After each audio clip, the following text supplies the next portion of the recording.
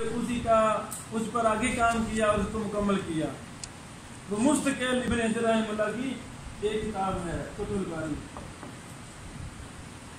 یہ بھی شرح ترمذی ابن رجب 2 جلدوں میں ہے. جو بھی طالب علم عالم دین علم کی بات کو سمجھنا چاہتا ہے وہ اس کو لازم پکڑے.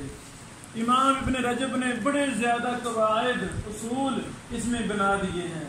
اللہ تعالیٰ کو خیر عطا فرمائے. علم ترمذی کی جو ابن رجب کی ہیں اس کی مختلف علماء نے تحقیق کی ہے.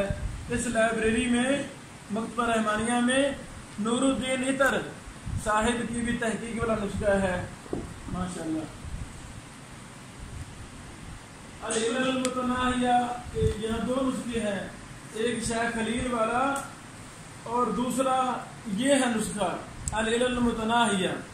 اس کی تحقیق استاد محترم شیخ ارشاد اللہ قصری صاحب حفظہ اللہ نے کی ہے. تو دونوں نسخوں سے میں فائدہ اٹھانا چاہیے.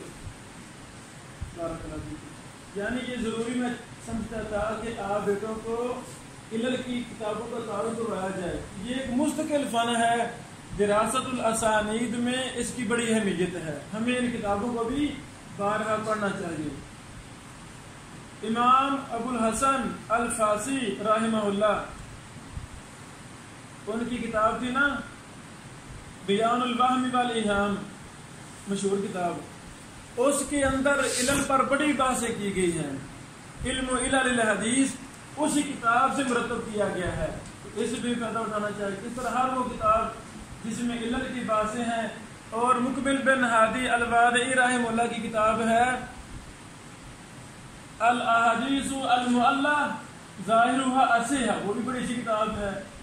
جزوی اس میں کمزوریاں ہیں لیکن بہت اچھی کتاب ہے. بارک اللہ فیکم. مرحبا.